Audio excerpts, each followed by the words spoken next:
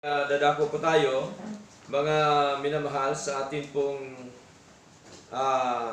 pag-aaral ng mga salita ng ating Diyos na buhay, sapagkat mahalaga yung salita ng Diyos at ang salita ng Diyos ay nagagawa po niya na tayo po ay turuan sa lahat ng aspeto po ng ating mga buhay. Kaya noong series po na ating pinag-aralan, ay doon po lahat no nakailalim sa church po ng ating Panginoon, no? Kaya ang huli nating pinag-aralan noong last Sunday, yung order of worship in the New Testament church, no? Meron pong tinuturo si Lord kung paano po siya sambahin, at hinahanap po niya yung tunay, totoong mananamba sa Espiritu at katotohanan. Kaya po tayo ay continue po, tuloy-tuloy yung ating pag-aaral po ng mga salita po ng ating Panginoon. At alam po natin ang salita ng Diyos, siya po yung nagko-convert sa atin, nagtuturo po sa atin ng mga bagay na kung saan po ay atin pong patuloy po na pinanghahawakan, no, sa ating paglilingkod na ito. Ang ating paksa ngayong umaga may kinalaman po sa tinatawag na continue to serve the living and true God. So dapat ang ating paglilingkod ay tuloy-tuloy, no, sa ating buhay at totoong Diyos. Okay? Totoo po ba na ang atin pong sinasamba, atin po bang pinaglingkuran ay buhay at totoong Diyos? Amen. Amen. Buhay po siya at totoong Diyos, na sabi pa po ng banal na kasulatan, may 2 o 3 na kakatipon sa kanyang pangalan, na saan daw po si Lord? Nasa kanilang kalagitnaan. So nasa atin po ang presensya ng ating Panginoon, kaya siya po ay buhay, no, sa atin pong mga buhay. Kaya dito po, meron pong 5 bagay. There are 5 important things to do about serving God. Meron 5 bagay na mahalaga, no, na dapat nating gawin, na kung saan po tungkol ito sa paglilingkod sa ating Panginoong Diyos, no, mga kapatid. Now, number 1, continue in His Word. Okay? Magpatuloy sa kanyang mga salita. Bakit po? Sapagkat ang salita po ng Diyos, ito po ang ating tinatawag po na batayan, basihan, no? Ito po yung ating pinananindigan sa ating pong pananampalataya sa ating Panginoon, no? Ito po yung tinatawag po na ating foundation, no? Ating tinatayuan sa ating paglilingkod na ito. Katulad po sa sinasabi po sa Ephesians chapter 2, basahin po natin. Ephesians chapter 2 verse 20 po, mga kapatid. Sabi po dito, and are built upon the foundation of the apostles and prophets, Jesus Christ Himself, being the chief cornerstone. Verse 21, in whom all the building fitly framed together groweth unto an holy temple in the Lord. Verse 22, in whom ye also are builded together for an habitation of God through the Spirit. So, ibig sabihin lamang po, kung paano po itinayo, ipinundar ng ating Panginoon yung mga apostol, kasama of course yung aral ng Diyos, kasi ang aral po ng Diyos, tuloy-tuloy po yan mula noon hanggang ngayon, no? Tuloy-tuloy po yan, salin-salin po yung aral ng ating Panginoong Diyos. Kaya ang pundasyon natin sa ating paglilingkod na ito, of course, kung anong aral ng Panginoon, siya din po ang aral po natin. Okay? So wala pong dapat babaguhin po doon. Wala po dapat magdagdag po doon, magbawas po doon, sapagkat yun po ay isinulat na ng ating Panginoon. Yun po ay ibinigay na sa atin ng ating Panginoon. Kaya po, alam po ba mga kapatid, na Sabi po ng ating Panginoon sa pagitan po ni John, John chapter 22 verse 18, meron po siyang sinasabi po dito, nang sabi po dito ni John, mga kapatid, sa wikang banyaga, "For I testify unto every man that heareth the words of the prophecy of this book." Sabi po ni John, "If any man shall add unto these things," no? Sino man daw ang magdagdag sa mga bagay na ito, anong mga bagay nito? Dito po sa loob ng libro ng salita ng Diyos, no? Prophecy of this book, sinasabi po ni John, "God shall add unto him the plagues that are written in this book." Tingnan niyo po, mga kapatid, no? Daragdagan din daw ng Diyos ang mga salot na nakasulat sa aklat na ito, no? Ibig sabihin ay magkaroon ka po ng tinatawag ng problema kapag ka iyong dagdagan ang mga salita ng ating Panginoon. Ano pa po? Verse 19, "And if any man, no, shall take away from the words of the book of this prophecy, God shall take away his part out of the book of life and out of the holy city and from the things which are written in this book." So, hindi ito alisin ka ang iyong pangalan sa aklat ng buhay, kundi alisin ka doon, mga kapatid, doon po sa tama, sa totoong pamumuhay, sapagkat ang iyong inaalis ay mga salita ng Diyos. So, sa madaling salita, ang salita po ng Diyos, hindi pwedeng dagdagan, hindi pwedeng bawasan. No, meron pong tinatawag po na kapahamakan, no, sa buhay po natin sa harapan ng ating Diyos. Okay? So, malinaw po, mga minamahal. Kaya, number 1, continue in His Word. Yung continue in His Word, ito po ba ay turo ng ating Panginoon? Ito po ba ay sinasabi ni Lord during the time sa kanyang mga alagad? Basahin po natin sa aklat po ng John, okay? John chapter 8, verse 31, mga kapatid. No? Para lamang po maintindihan natin na dapat pala tayo magpatuloy sa kanyang mga salita.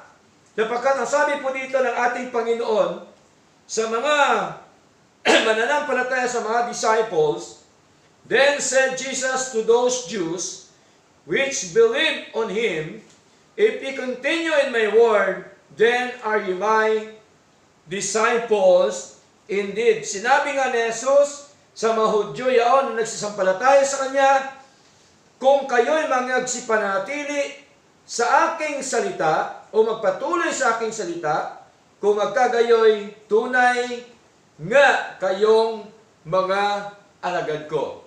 Sa ang tunay na alagad ng ating Panginoon, nagpapatuloy po yan sa mga salita po ng ating Panginoong Diyos. Amen po?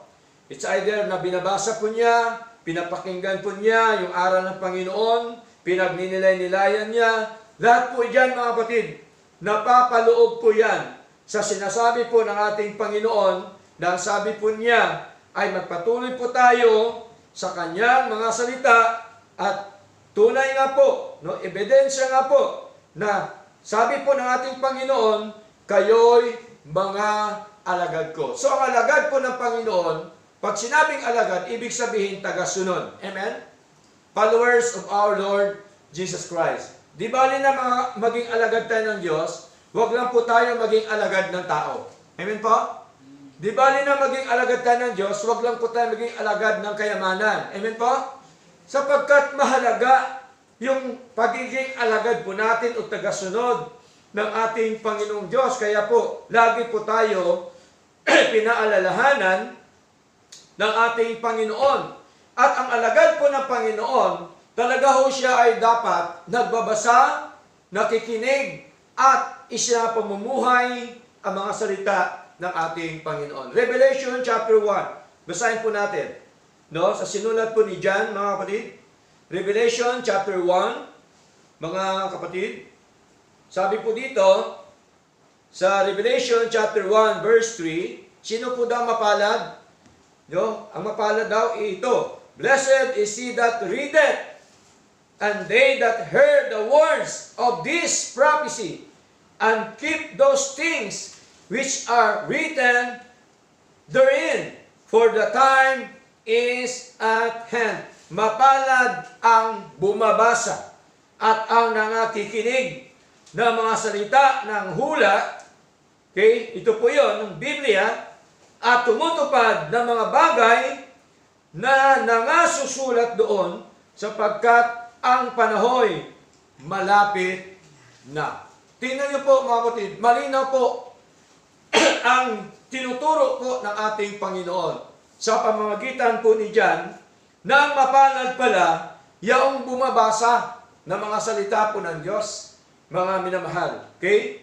Mapalad pala yung bumabasa ng salita ng Diyos, hindi lamang bumabasa, maging po sa mga nakikinig ng mga salita ng ating Panginoon, at hindi lamang nakikinig, kundi tumutupad ng mga nasusulat, sapagkat sabi po ng ating Panginoon ay malapit na, o ang panahon ay malapit na. Tingnan niyo po ang nangyari po ngayon sa iba't ibang bansa ngayon, di ba? Mas lalong lumiyab yung giyera, yung kaguluhan sa ating mundo, mga kapatid.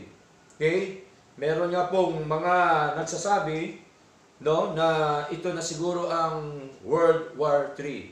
Pagka nagkaroon po yung mga kapatid, ang mga bagay na yan na nasa atin, magkakaroon ng problema. Amen po? Lahat po yan, trabaho, di ba, pagkain, lahat po yan, magkagulo na po, mga minamahal.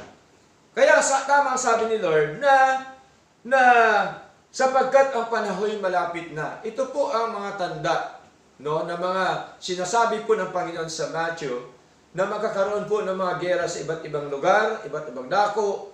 Yun na po yan. At kung ano po ang kalooban ng Diyos, wala naman po tayong magagawa. Amen po? Ang mahalaga ay lagi tayong handa. Amen po? At lagi natin ipag-praise sa Lord na nawa ay kahabagan po ng ating Panginoon yung ating bansa. Lalo-lalo na po ngayon, no? Matindi ang mga nangyayari sa ating bansa, matindi ang mga pagsubok, matindi ang mga nangyayari, kaya po ay kailangan po tayo maging handa sa mga bagay na yan, at mas sigit pa dapat tayong lumapit, no?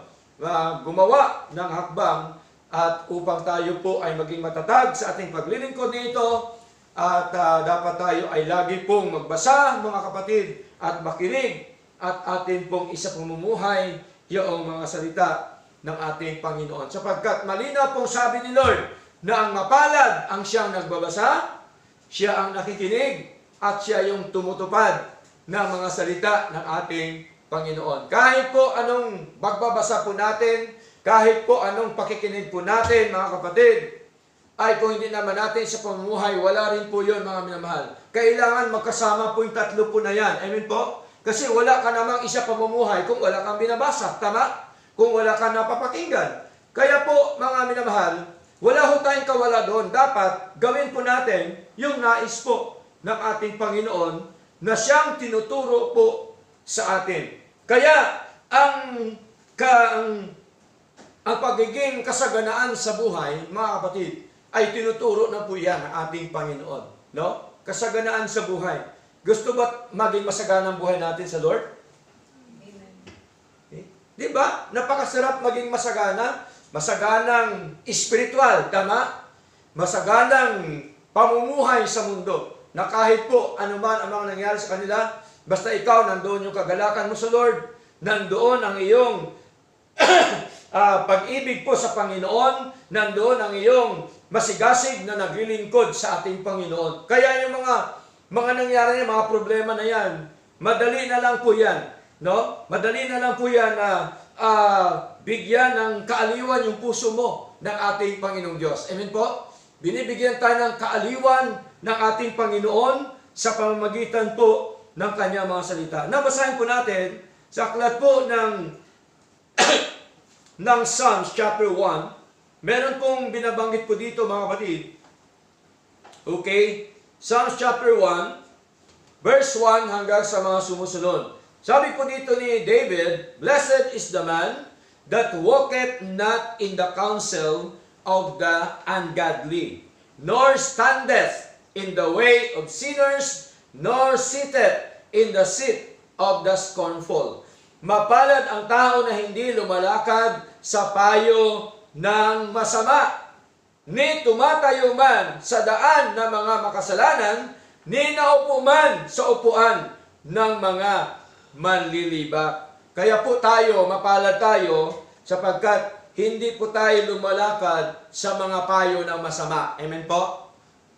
Mahirap po pagka naglalakad yung isang anak ng Diyos, doon po sa mga lakad niya na masama, no, sa harapan ng ating Panginoon.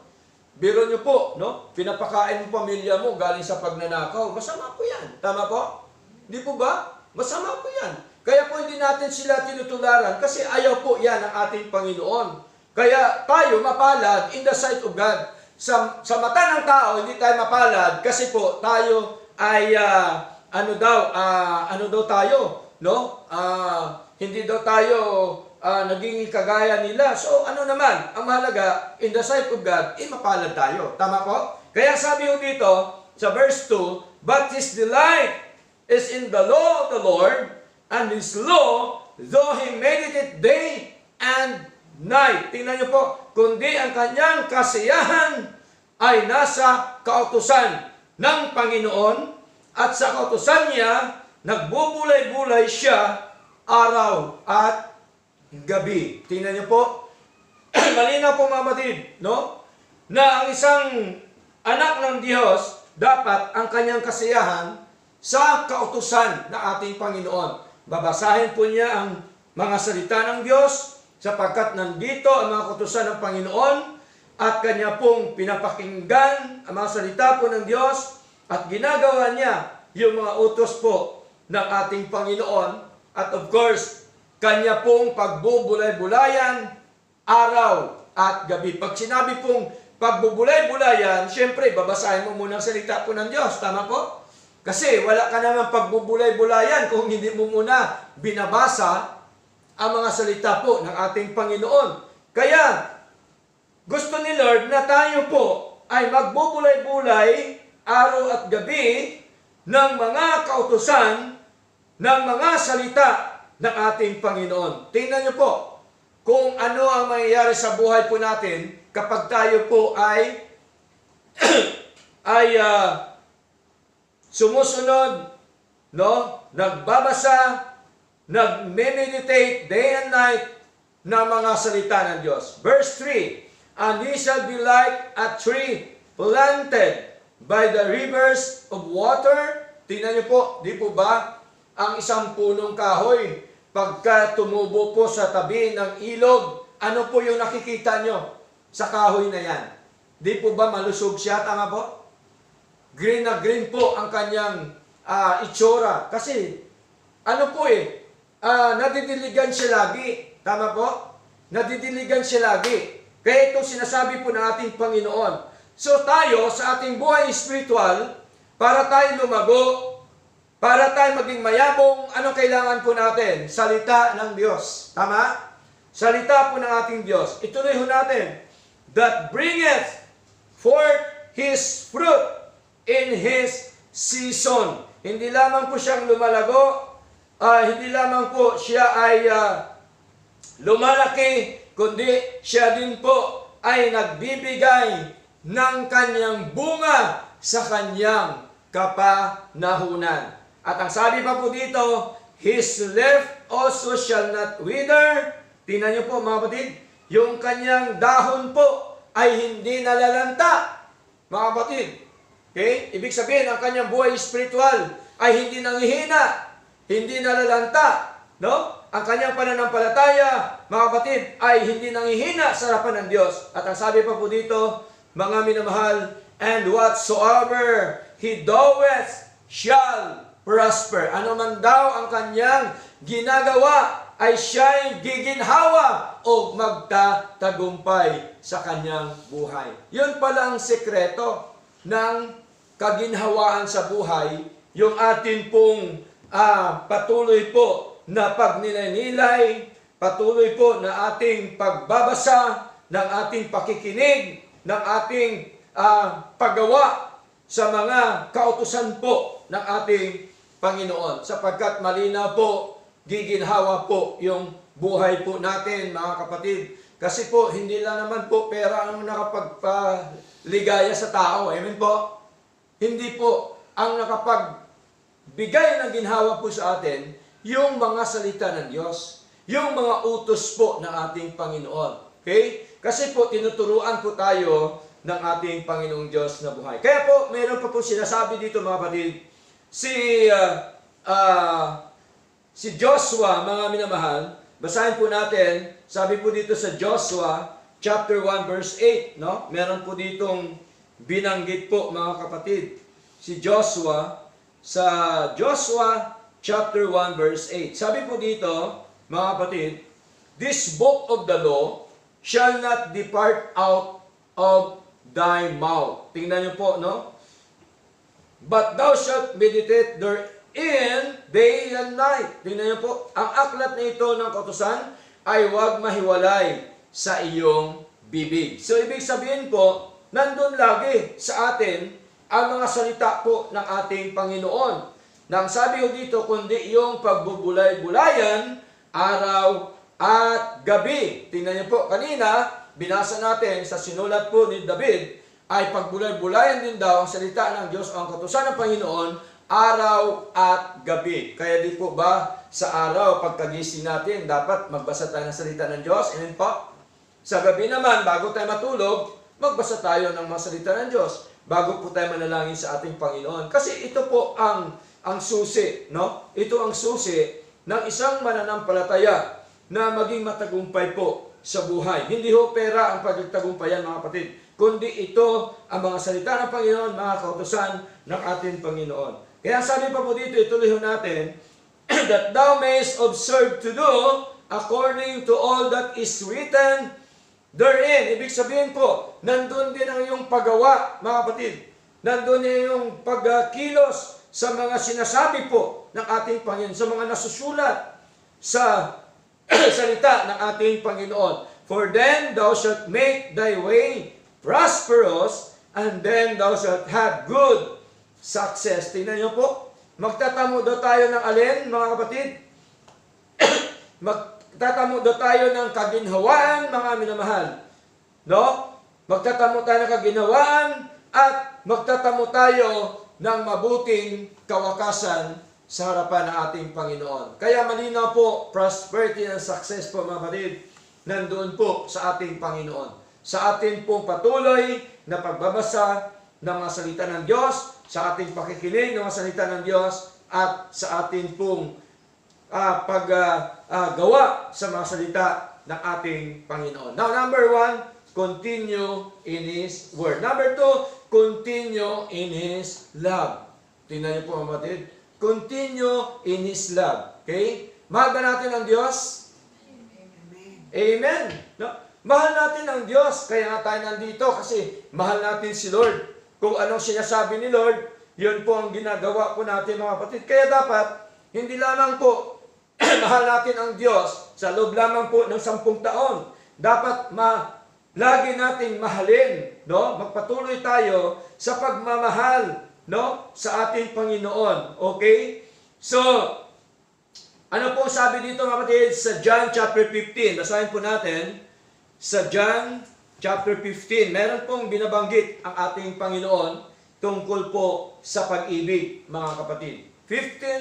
John chapter 15, verse 9, mga minamahal. Sabi po dito, as the Father hath loved me, sabi po natin pa Yesu Kristo, so have I loved you, continue in my love. Si Jesus Christ po ay inibig po ng Ama, at tayo din naman po ay inibig ng ating Panginoong Hesu Kristo. Sabi po niya, no? Kung paano daw inibig siya ng kanyang Ama, gayon din daw na inibig, sabi ng Panginoon, kung kayo, magsipanatili kayo sa aking pag-ibig. Kaya po, mahalaga na manatili tayo sa pag-ibig po sa ating Panginoon. At ang pag-ibig po ng Diyos sa atin unconditional na pag-ibig. Amen po? Wala po siyang nakikita sa atin para tayo ibigin. No? Unconditional po, mga kapatid. Hindi tayo inibig ni Lord dahil tayo po ay mayaman, maganda o ano man ating kalagayan, mga kapatid. Hindi tayo inibig ni Lord doon. Inibig po niya tayo, mga kapatid, na walang kondisyon, na ayon po sa kanyang nais at kalooban sa ating buhay. Yun po ang rason, mga kapatid. No? Kaya nga, ang sabi po niya doon sa aklat po ng 1 John, chapter 4, verse 19, ano sabi po ni John? We love Him because He first loved us. Kaya tayo umibig sa Diyos kasi Siya ang unang umibig sa atin. Amen po? Hindi tayo umibig sa Kanya una, kundi Siya ang unang umibig sa atin. Natural, no? Yamang Siya pong unang umibig sa atin, mga kapatid, ay dapat ibigin din po natin patuloy yung ating Panginoon. Ang pag-ibig po ba ng Diyos ay kumukupas sa atin? Hindi kumukupas ang pag-ibig ng Diyos, mga kapatid. No? Ang pag-ibig lang ng tao ang siyang kumukupas. Tama po? Okay? Pero ang pag-ibig ng Diyos, hindi po yan kumukupas. Yun yung pag-ibig niya sa atin. Kaya, sa John chapter 3, verse 16, malinaw po, God's proclaim and express His love. God's proclaim and express His love. Mga kapatid, tingnan niyo po, diniklara po niya at kanyang ipinahayag yung kanyang pag-ibig po sa atin. Kaya sabi po doon sa John 3:16, For God so loved the world that He gave His only begotten Son, whosoever believeth in Him should not perish, but have an everlasting life. Tingnan niyo po, that is a proclamation of our God. Hindi po yan, kapatid, ay tinatawag po na hindi po yan tinatawag na para tanggapin mo siya, kundi diniklara na niya na tayo inibig niya at meron po tayong kaligtasan at buhay na walang hanggan. Romans chapter 5, no? Susugan po natin ng Romans chapter 5, verse 8. Ano sabi po dito? But God commended His love toward us in that while we were yet sinners, Christ died for us. Sa kanyang pag-ibig sa atin, malinaw po. No?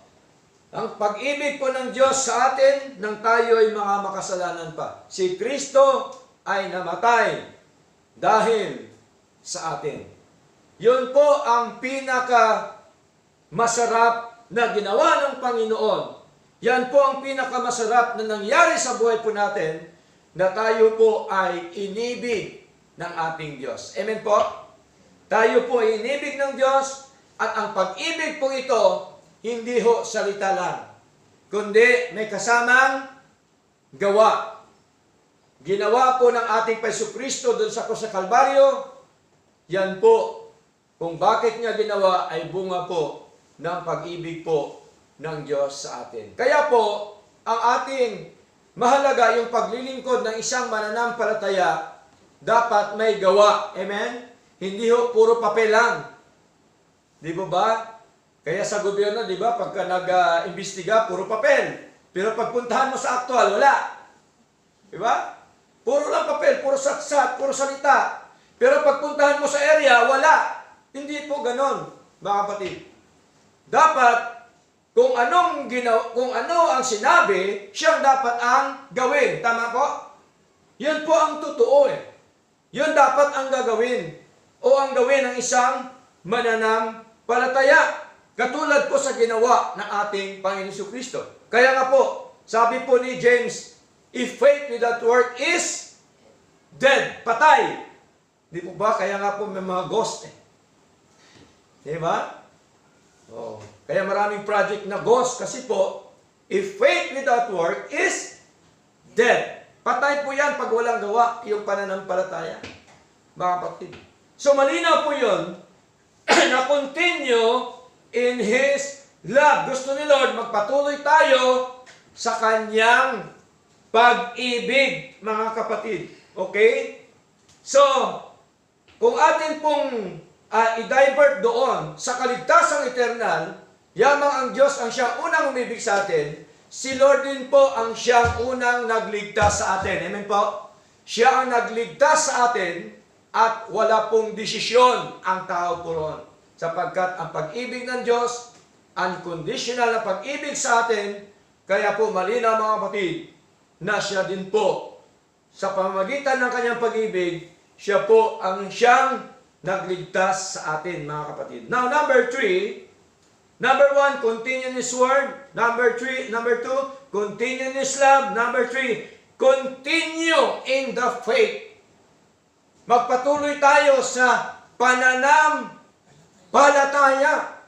Dapat, huwag nating lubayan yung ating pananampalataya sa Lord. Dapat ang pananampalataya natin palaging maging mainit, no?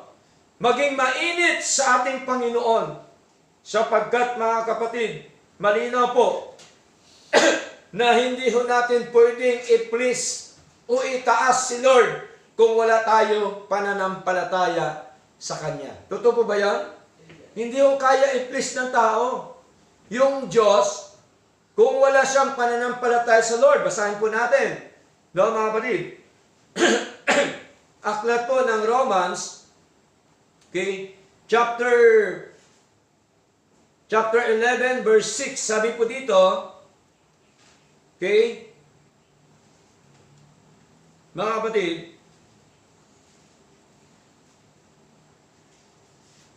okay po?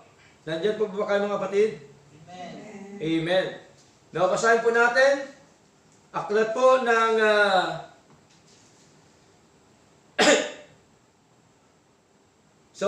aklat ng Hebreo. Basahin po natin mga kapatid. Hindi pala Romans. Hebreo chapter 11 verse 6. Sabi po dito, but without faith, it is impossible to please Him. Sinong Him? Sa Lord. For he that cometh to God must believe that He is, and that He is a rewarder of them that diligently seek Him. At kung walang pananampalataya, ay hindi maaring maging kalugod-lugod sa Kanya. No? Hindi mo siya pwedeng i-please sa buhay mo. Hindi ka pwedeng kalugod-lugod sa Kanya, sapagkat ang lumalapit sa Diyos ay dapat sumampalataya na may Diyos. Meron ba tayong Diyos sa piglingkuran? Amen? Nampalataya tayo no? Ang sabi pa po dito, at siya ang tagapagbigay ganti sa mga kanya'y nagsisihanap. Ibig sabihin po, hinahanap natin ang katwiran ng Diyos, hinahanap natin ang kalooban po ng Diyos, hinahanap natin ang mga katotohanan ng ating Panginoon. Kaya hinahalukay natin ang mga aral po ng ating Panginoong Diyos, mga kapatid. Kaya, ganon din po ang mga disipulo, nagpapatuloy din po sila sa kanilang pananampalataya, mga kapatid. Acts chapter 14, basahin po natin.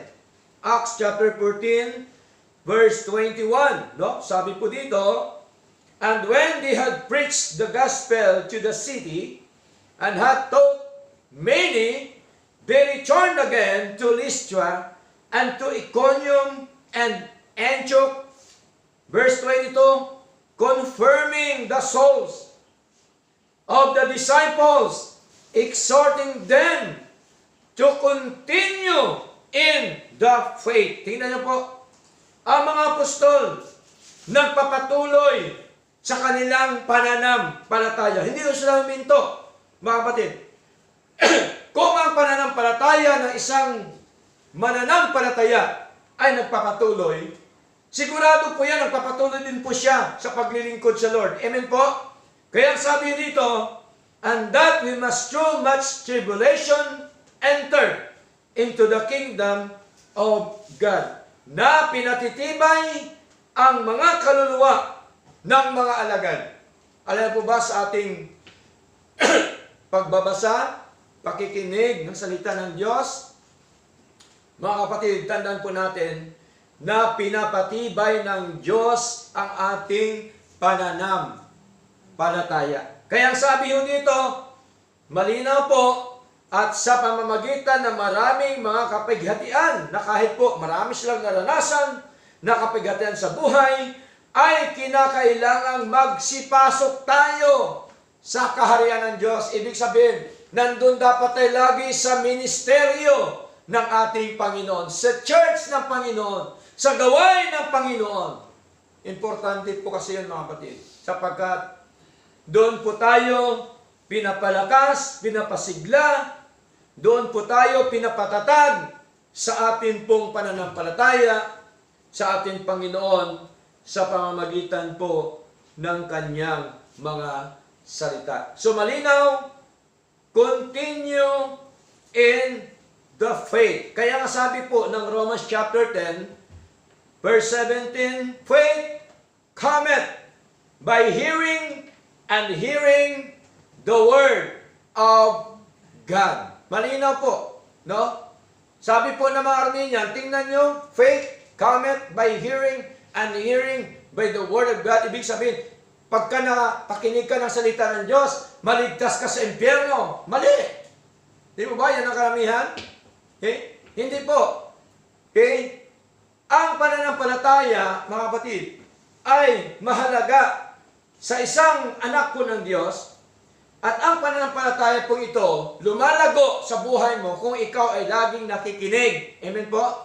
Lumalago. Kamet. May pinanggagalingan. Saan? Saan ang galing? Sa salita po ng Diyos.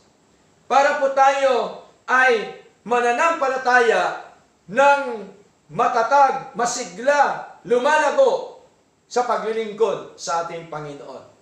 Mga minamahal. Na ang pananampalataya po ito sa atin, once na hindi na makapakinig ng salita ng Diyos, di po ba, lalanta po yan, mga kapatid. Kaya mahalaga yung ating pakikinig ng mga salita ng ating Panginoon. Sapagkat ang pananampalataya, tandaan po natin, ay bigay po yan ng ating Diyos. Amen po? Bunga ng ating, o bunga ng Espiritu ng Diyos na ibinigay sa atin nung tayo po ay na-born again, mga minamahal. So malinaw po yun. Kaya nagkaroon po ng tinatawag na 9 fruit of the Spirit, mga kapatid. Pangpito yung faith na binigay po ni Lord. At ang author ng faith, sino po? Yung ating Panginoon. Hindi po tayo, mga minamahal. At tandaan po natin, hindi lahat merong pananampalataya. Kaya mapalad po tayo, sapagkat meron po tayong pananampalataya sa ating Panginoon. Colossians chapter 1, okay, lahat po ito ay biblical at nasa banal na kasulatan, kaya walang dahilan para hindi natin paniwalaan ang sinasabi po ni Lord. Okay? Sabi po dito, nakasulat po, Colossians chapter 1 verse 23, if we continue in the faith, grounded and settled, and be not moved away from the hope of the gospel, which ye have heard, and which was preached to every creature, which is under heaven. Tingnan niyo po, malinaw. Kung tunay na kayo'y namamalagi sa pananampalataya. Namamalagi ba tayo sa pananampalataya? Amen. Sabi ni Lord, sa pagitan ni Pablo, na nababaon at matibay. Tingnan niyo po, ang namamalagi pala o nananahan sa pananampalataya sa ating Panginoon. Nagiging matibay po yan.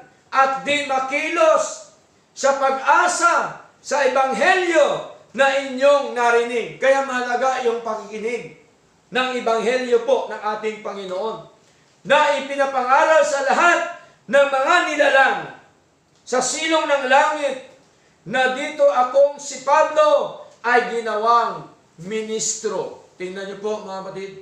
Malinaw po na napakahalaga yung gospel, mahalaga yung ebanghelyo ng ating Panginoon na atin pong marinig sa pamamagitan po ng pangangaral upang ang ating pananampalataya ay maging mamalagi at patuloy po na maging matibay sa harapan ng ating Panginoon. Kasi pag matibay ang pananampalataya mo, mga kapatid, ano man yan mga tribulation sa buhay, hindi ka basta-basta matitinag. Amen po? Ano man mga pagsubok, ano man mga problema sa buhay, nagpapatuloy ka pa rin sa paglilingkod sa ating Panginoon. Kahit man yan, umuulan man yan, ano man pong sitwasyon, nagpapatuloy ka sa ating Panginoon, sa paglilingkod sa ating Panginoong Diyos na buhay. Kaya 1 Timothy, meron din po dito binabanggit ang ating Panginoon sa 1 Timothy chapter 6, mga kapatid.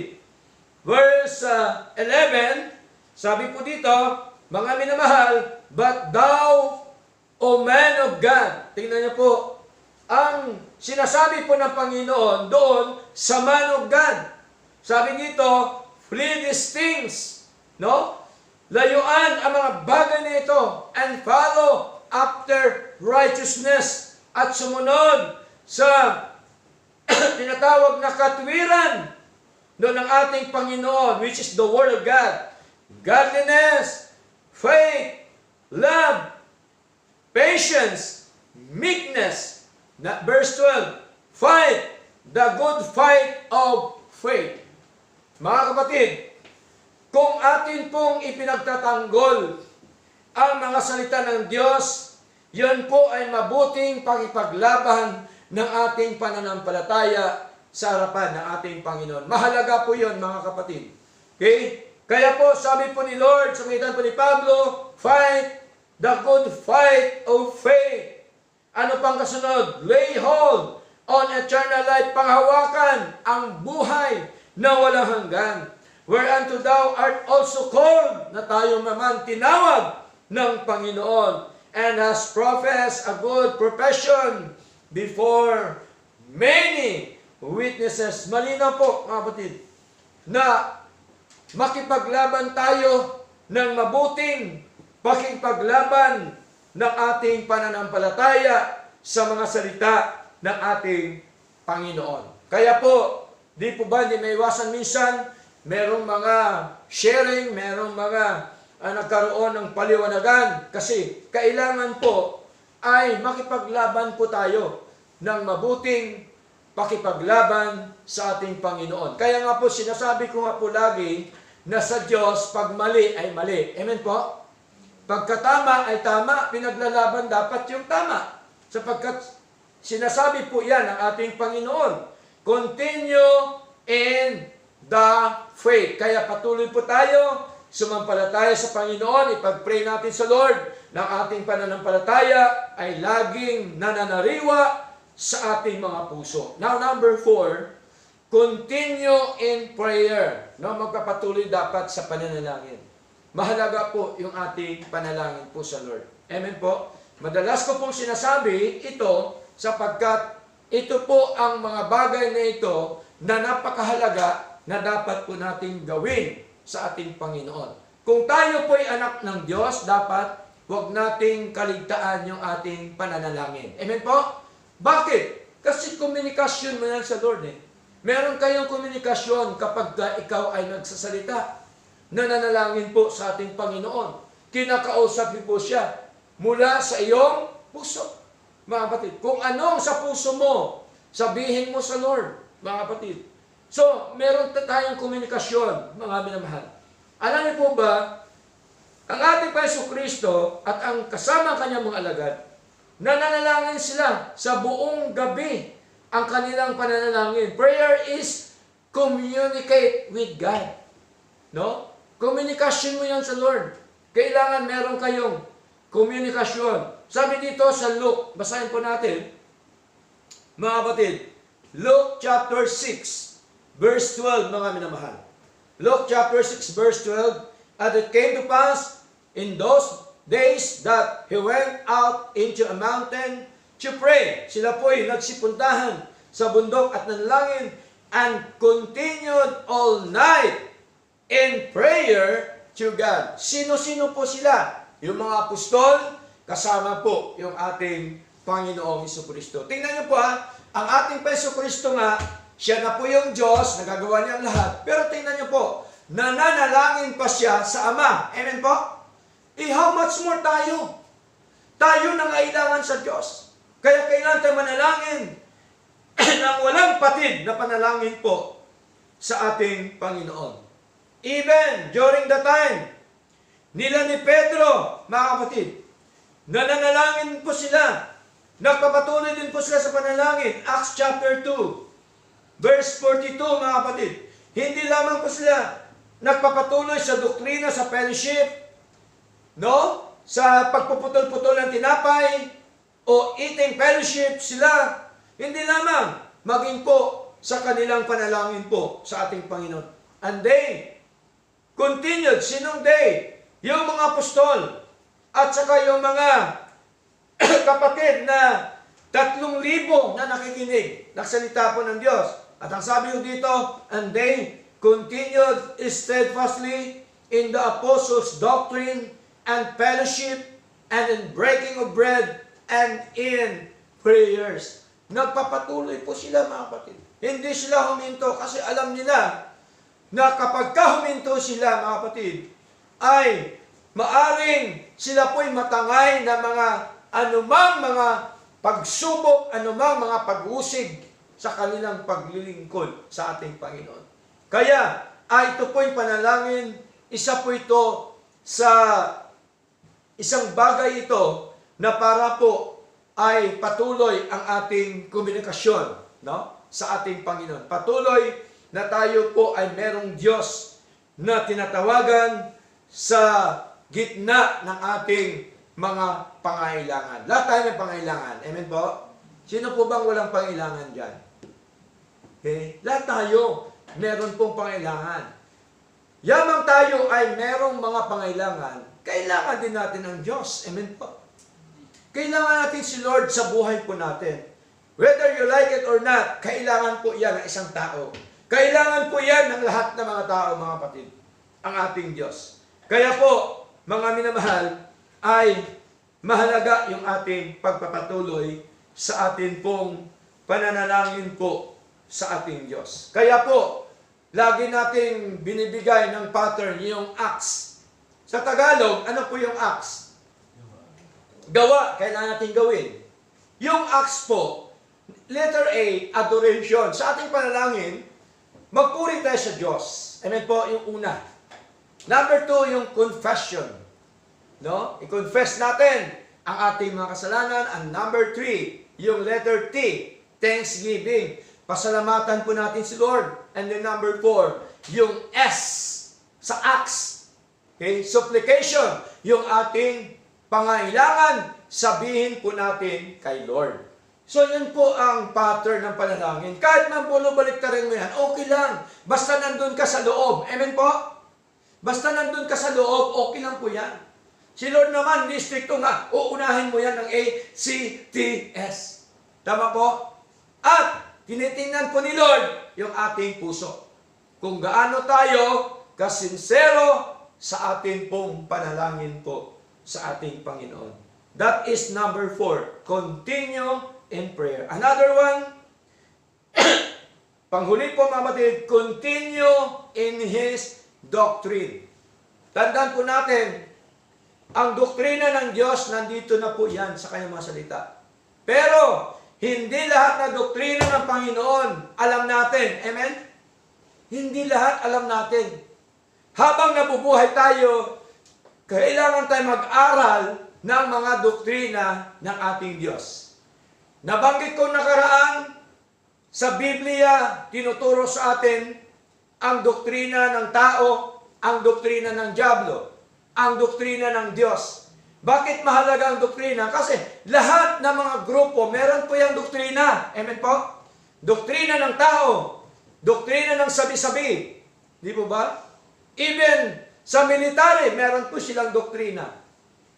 Pero, ang ating pinahawakan, mga kapatid, matibay na doktrina, which is the doctrine of God. Doctrines of God mahalaga. Bakit po? Sapagkat dito po natin nalalaman kung ano po ang mga doktrina ng Diyos sa pamamagitan po ng kanyang mga salita. No? Maraming doktrina, puro sabi-sabi lang. Walang batayan. Pero tayo, meron tayong batayan. No? Yung doktrina natin ay doktrina po ng ating Panginoon. Sapagkat ang sabi po niya dito sa Titus, chapter 2, verse 10, sabi po dito, not purloining, huwag mangagdaya, no? But showing all good fidelity, that they may adorn the doctrine of God, our Savior, in all things. Huwag mangagdaya, no? Kundi mangagpakita ng buong buting pagtatapat upang pamutihan sa lahat ng mga bagay ang aral ng Diyos o doktrina ng Diyos na ating tagapagligtas. Tingnan niyo po, ano-ano po ba ang mga doktrina ng Diyos? Una, ang doktrina ng Diyos, yung tinatawag po na doctrine of grace. Tama? Doktrina ng biyaya ng Panginoon. Sa totoo lamang po, tayo po ay lumalakad sa biyaya ng Diyos. Amen? Tayo po ay nabubuhay sa biyaya lamang ng Diyos. Lahat po yan, biyaya ng Panginoon. Kaya sabi sa verse 11, for the grace of God, tingnan niyo po for the grace of God, ito po ang doktrina ni Lord, for the grace of God that bringeth salvation hath appeared to all men. Tingnan niyo po, malinaw po mga batid. Yung biyaya daw ng Diyos, mga minamahal, sapagkat napakita ang biyaya ng Diyos na may dalang kaligtasan sa lahat ng mga tao. Yung lahat ng mga tao tinutukoy po dito, itong lahat ng mga tao ng Diyos. Ito po lahat ng mga tao ng Diyos. Nagdala ng biyaya o nagdala ng kaligtasan ang biyaya po ng ating Panginoon. Na nagpakita sa lahat ng mga tao, sinong lahat?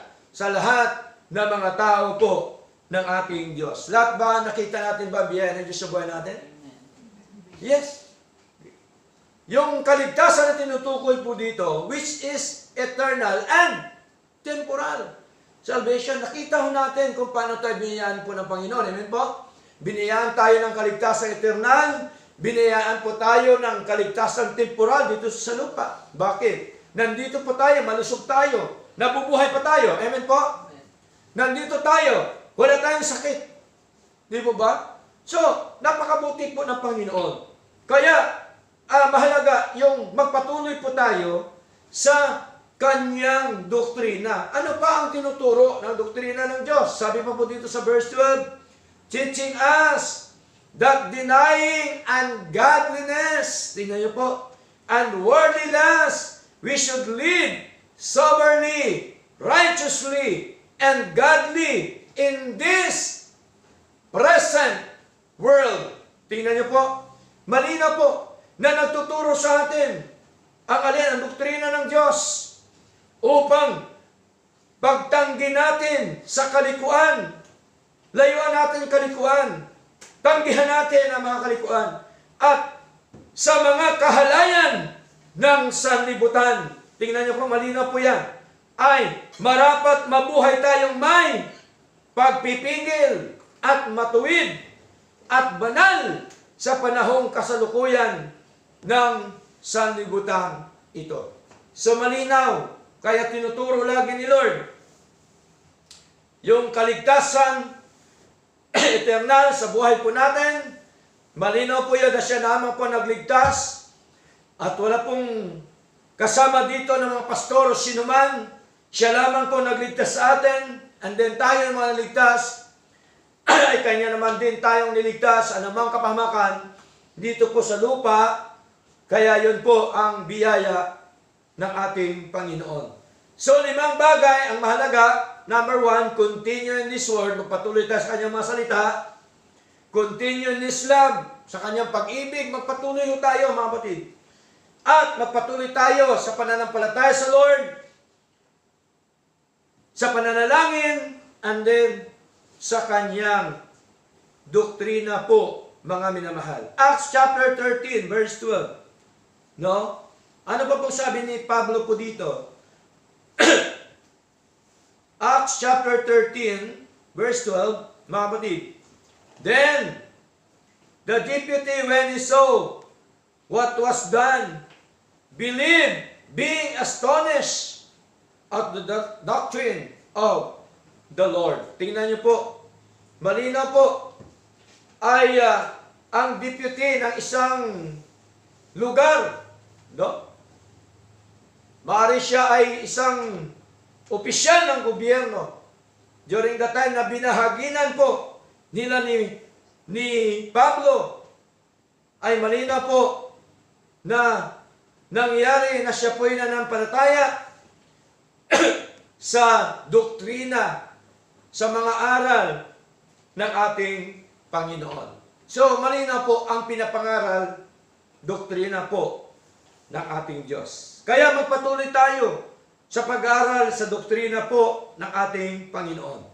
Kaya, panghuling talata po mga batid, sa aklat po ng 1 Corinthians, bago tayo magtapos, chapter 15, verse 58.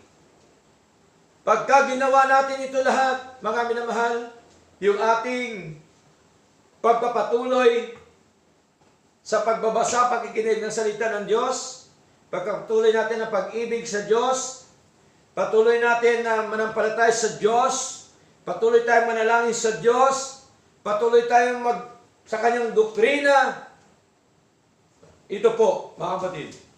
Pag nagawa natin ito po is mga bagay na walang kabuluhan sa ating Panginoon. Basahin po natin, therefore, my beloved brethren, be ye steadfast, unmovable,